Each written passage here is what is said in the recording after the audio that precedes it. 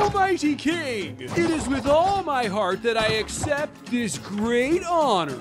With this mighty key, I will unlock the future and usher in a new destiny for the great Hotel Transylvania! Hello everyone and welcome back to the channel. In this episode, we are going to talk about the final part of the Hotel Transylvania Transformania and reveal all the voice actors. You've probably heard that Adam Sandler won't voice Dracula in the fourth movie, but what's the reason? Keep watching to know the details about all the voice actors in Hotel Transylvania 4. Let's get straight into the topic. What? No. Okay, yeah, it's a death trap. You probably agree that Hotel Transylvania is one of the most beloved animated film series, and so many fans can't believe Transformania is the last part. But this part is definitely one of the best. Drac and the pack are back in action, and this time their adventure is really unusual because almost every monster from the Drac's pack became a human. How and why? Well, Drac's son-in-law Johnny wanted him to become a monster because he thought it would make Dracula accept him. Everything went not as planned, and Professor Van Helsing's monstrification ray turned Johnny into a dragon and others into humans. Doesn't that give you Shrek vibes? Maybe just a little. We've got to find my dad and Johnny before it's too late! Andy Samberg has been a part of this franchise since it first opened back in 2012, and it's pretty cool to hear his voice again. We are so happy to know that Andy has actually succeeded in various movies, TV projects, and in every movie he appears, he makes the viewer fall in love with him. Or his voice, I should say. The character he voices, Johnny, becomes Dracula's daughter, Mavis, hubby, and they even share a kid. So cute! This time, the directors have prepared a bigger role for Johnny as they turned him into a monster. During one of the interviews, Jennifer Kluska said, "Johnny is this lovable ball of energy and positivity that came into Drac's life in the first movie, and we sort of want to bring it all full circle and see where the relationship had gone over the course of these 4 movies and wrap that up." I was right! Dad did want to give me the hotel! But then, what made him change his mind?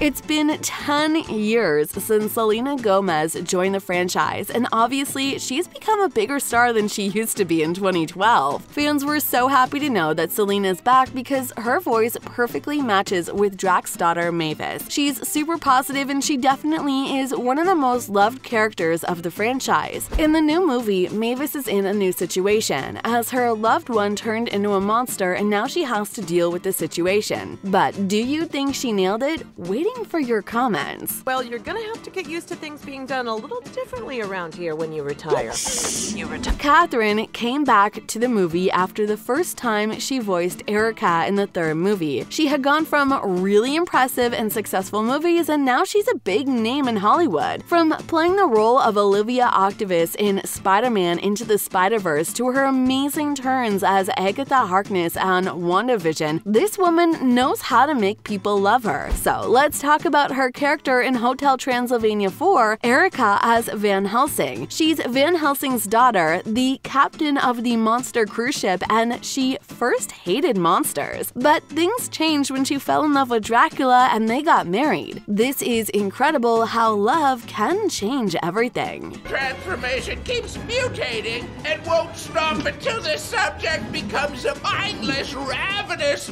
beast! Who doesn't love Jim Gaffigan? He's obviously one of the funniest comedians, and he appeared in movies like Troop Zero, Tesla, and Luca. It's safe to say that he's been all over the place on the big screen, and there's no need to explain why we all love him. So, the character he voices in this film, Van Helsing, is actually the one who's responsible for the chaos that happened in the hotel. His invention went out of control, maybe not by itself, but let's say this way, and it created such a huge mess.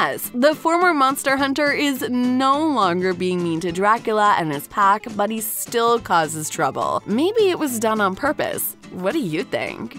And who are those guys? Mavis, it's me, Uncle Griffin. You don't recognize me?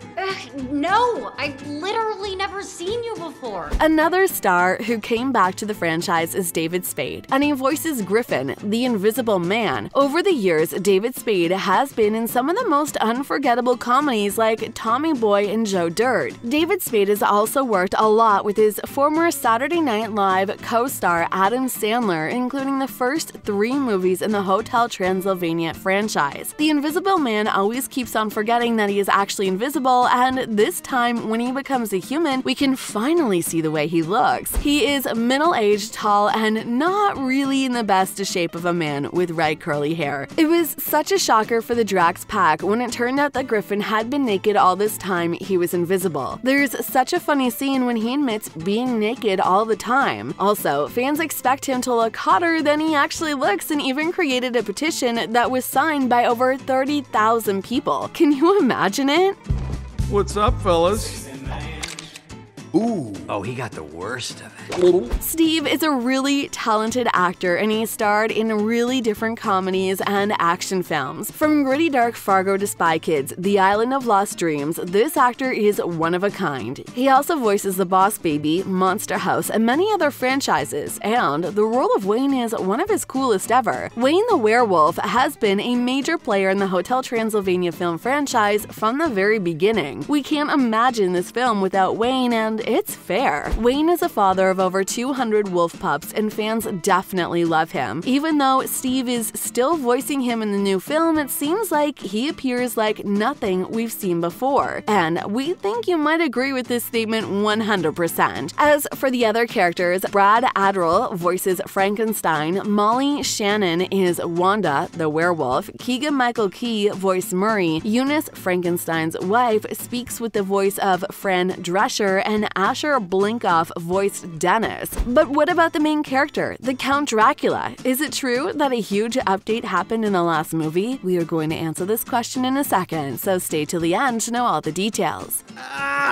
Johnny is giving me the greatest headache of my entire existence right now, like a giant wooden stake right through my brain. Well, finally, we have got to see the most anticipated and most discussed topic when it comes to the final part of Hotel Transylvania 4. The plot is really catchy and the adventures that happen with your favorite characters are really fun and interesting. But this time, something is definitely missing: Adam Sandler. The previous 3 parts of the animated film, Adam Sandler was voicing Dracula, but this time we won't hear his voice. Instead, Brian Hall voiced the Count Dracula. Even though he was much appreciated by the audience, fans were so eager to know what happened to Adam Sandler. Unfortunately, there is no official explanation from either Adam or Sony. In April 2021, Sony just announced that he was leaving, but they didn't explain why. Interestingly, Adam Sandler was an executive producer for the first 3 films, and maybe there was a feud between all of them that caused Adam's departure. What do you think? Leave your thoughts in the comment section down below. But we do know that Adam Sandler has recently opted to make movies with Netflix as opposed to Sony Pictures. Probably this is a real reason why he didn't want to voice Dracula anymore. According to multiple sources, the directors Jennifer Kluska and Derek Dryman eventually decided to give the human version of Dracula a new voice and retool him as a result. The fact that Drac turns into a human was a good opportunity to do things a little differently. Derek told Screen Rant, "He could be a little different than he was in the movies, and it would be natural. So it was kind of the perfect movie to have a person come in and fill those shoes." Speaking of Brian Hall, he's an American impressionist and voice actor, but he's mostly known for being a YouTube star. He rose to fame due to his videos of various animated characters singing Bohemian Rhapsody or Disney and Pixar characters singing Frozen's anthem Let It Go. Even though Brian doesn't currently have all too many voice acting credits in the movie, he has over 2.3 million followers who love his art. Who is your favorite actor from the entire cast? Do you think all actors are perfectly fit for their characters? Leave your thoughts in the comment section down below, and we'll see you in the next episode. Bye-bye.